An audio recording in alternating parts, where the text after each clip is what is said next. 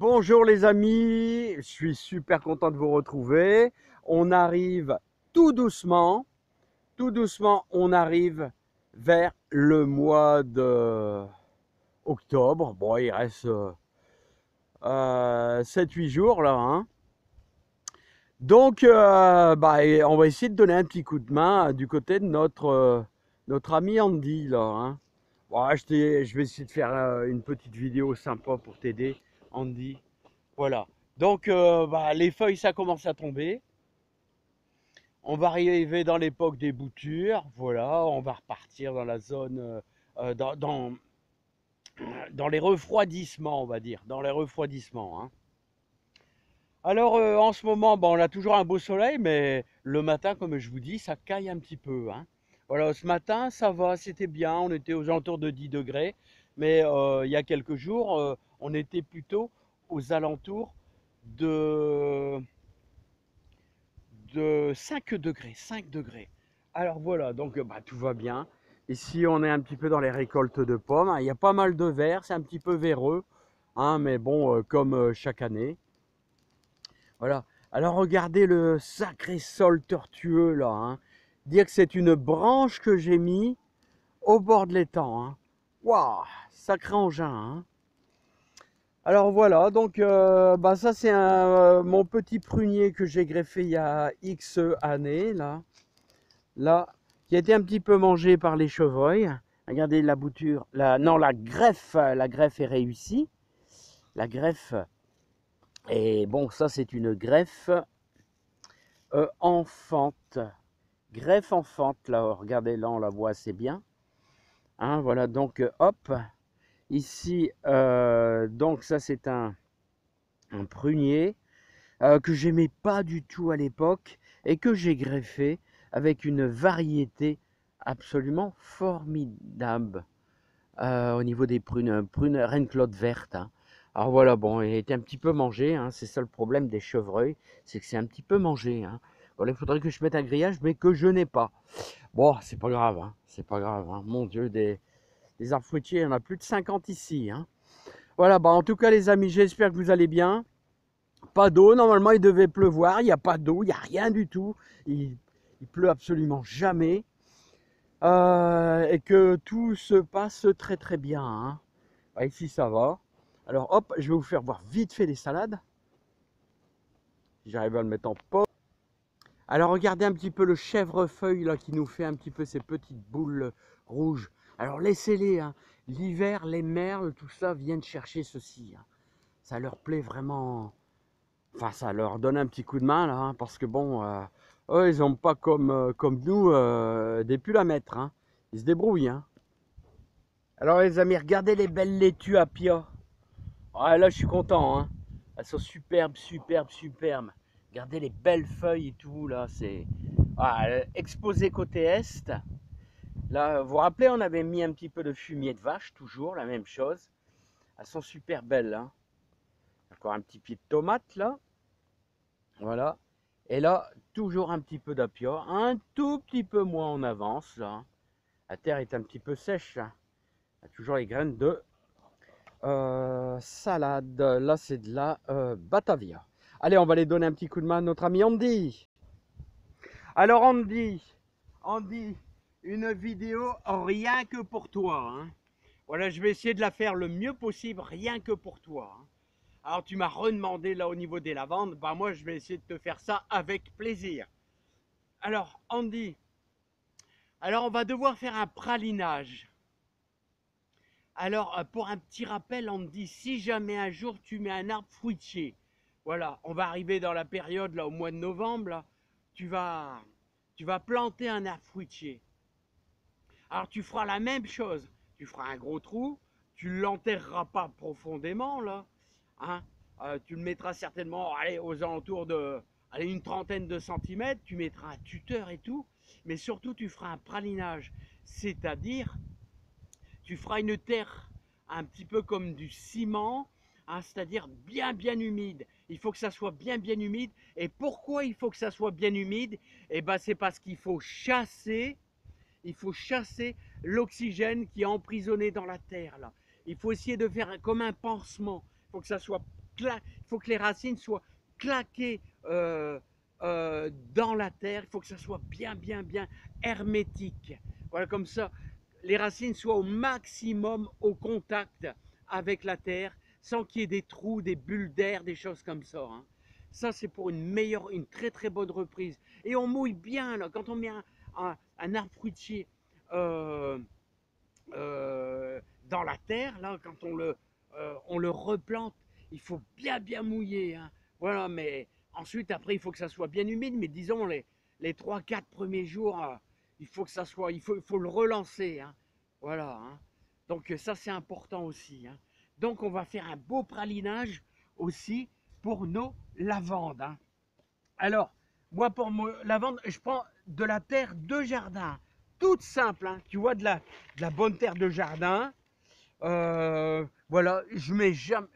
Pour les boutures de l'amande, je mets jamais de terreau, hein. Jamais, franchement, je mets jamais de terreau. Et puis, on va faire un bon pralinage, c'est-à-dire qu'on va travailler sa terre pour la rendre bien humide et surtout un peu comme un ciment, hein. Il faut que ça soit comme un ciment. Je suis un petit peu enroué, hein. Voilà, un petit peu comme un ciment. Là, on n'y est pas encore, hein. On n'y est pas encore, hein. Il en faut encore un tout petit peu, avec modération. Voilà, parce qu'après,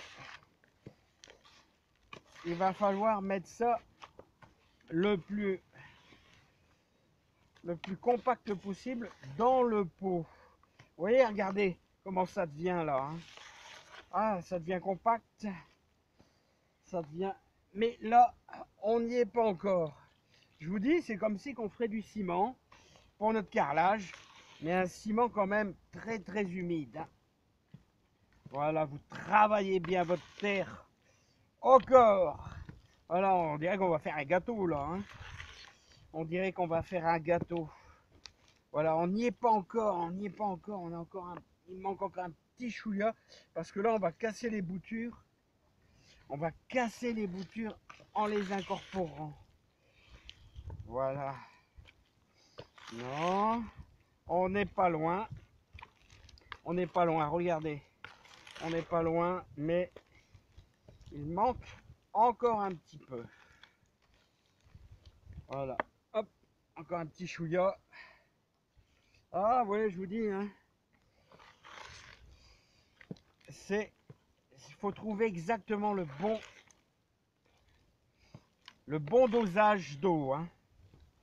Alors vous faites ça aussi, vous voyez, vous pouvez faire ça pour le romarin, tout ça, mais le romarin, une fois qu'il est lancé, n'oubliez pas qu'il faut impérativement le mettre dans un endroit le plus sec de votre jardin, hein. Alors le romarin, il n'aime pas l'excès d'eau, et d'ailleurs, les endroits où j'ai vu où le romarin est super beau, hein, c'est où c'est bien drainé, hein. Donc vous ajoutez un petit peu de petits cailloux. Si vous avez des petits cailloux, regardez, là on est bien. Là on est bien. Alors vous voyez, hop, on viendra à placer notre terre dans notre pot.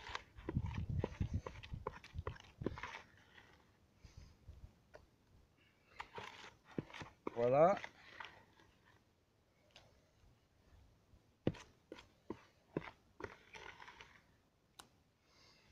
Je vais aller en rechercher un petit peu parce qu'il en manque un petit peu. Donc je vais aller rechercher un petit peu de terre. Ça va pas. Alors tu vois, on me dit, on est presque un peu comme de la mousse au chocolat ou je sais pas, hein. Bon, regarde, il faut que ça soit vraiment bien comme ça, hein. Là, bien. Regarde comme ça. Bah, c'est comme du ciment, hein. Voilà, hein. Comme si tu allais réparer un carrelage, hein. Voilà, donc voilà, la top chain, belle patte, super, hein. Ensuite, après, hop, je replace. Allez, on liquide le reste. On liquide le reste de terre. Voilà, regarde ça. Nickel. Alors là, on a vraiment notre bonne base de travail. Regarde notre bonne base de travail, hein. Super.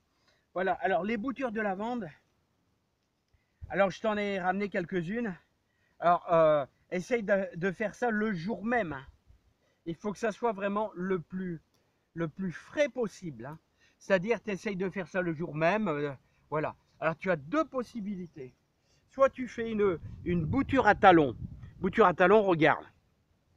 On va diviser tout simplement en deux. Regarde ici, comme ça. Hop, voilà. On a une petite bouture à talons, comme ici. Voilà. Et celle-ci, on va simplement la couper juste là, juste en dessous. Voilà. Donc, hop, je vais faire ça. Voilà, comme ça. Alors, c'est pas une obligation. Alors, tu vois, tu retires les premières petites feuilles. Voilà, comme ici. Ainsi que là. Voilà, tu retires aussi également les petites feuilles. C'est pas une obligation. Moi, en général, je ne coupe pas la tête. Je ne coupe pas la tête. Alors, tu viendras les placer comme ceci en étoile, légèrement inclinées. Voilà, on n'y touche plus. Hop, c'est terminé. Donc, on va refaire notre fameuse bouture à talons, comme ici.